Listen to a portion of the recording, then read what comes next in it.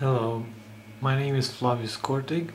I will try to introduce you today to a typical session of online math tutoring.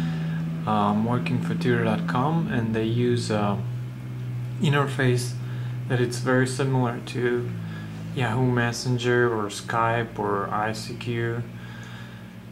The main difference is that we have this area, which is a blank board, which is not very important for English sessions, but for math, chemistry, physics, it's very important because everything is very related to visual. So, especially in geometry classes. We have different tools here. They're very helpful for math and physics sessions. I will just go ahead and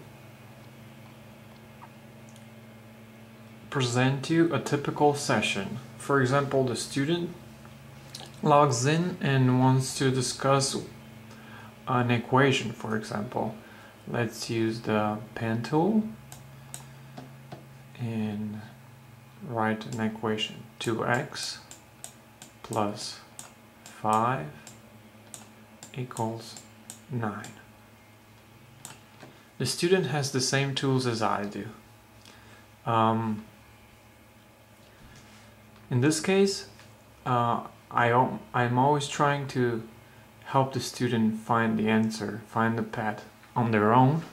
So I will tell what is the first step we can do, and they say maybe subtract 5 on both sides, and then the student would subtract 5 on both sides, for example.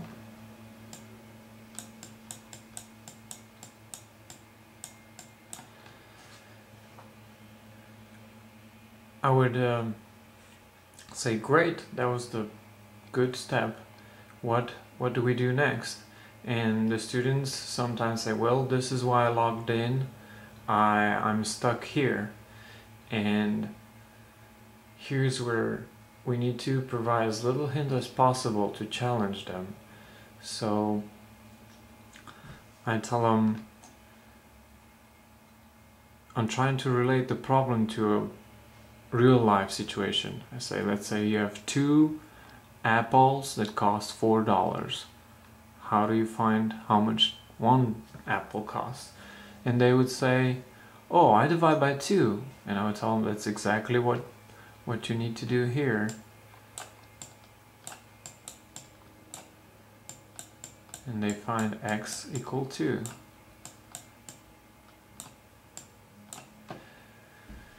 To emphasize how great this interface works, I will also want to discuss with you a geometry problem to show you the tools offered. For example, a student logs in that wants to find a volume of a cylinder. We can insert a cylinder from Objects tool. We can magnify it. Then we can use a line tool in different colors to make sure it's visually effective. For example, the height, I can use red for the height of the cylinder. We can use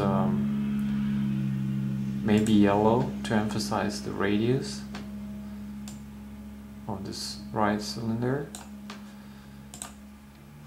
And we can also insert text, which allow us to stay neat and organized and visually effective on the board. Let's say the height is, for example, 10 and the radius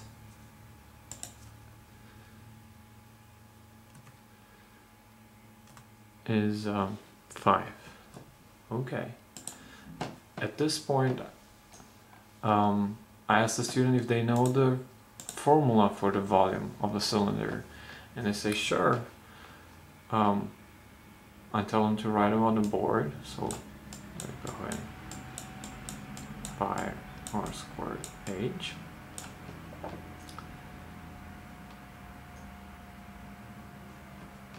we can do this by either writing it by hand using the mouse, the pen tool, or to insert a text box and write the same thing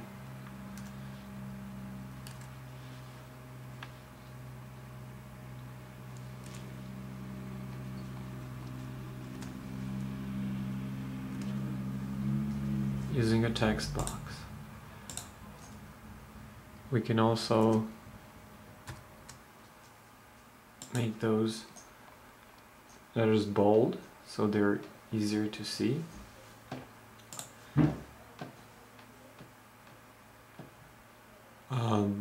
The classroom also offers this very nice tool which is called a laser point tool, which helps me point out to the student if they do a little mistake, or if they ask, well, where is that?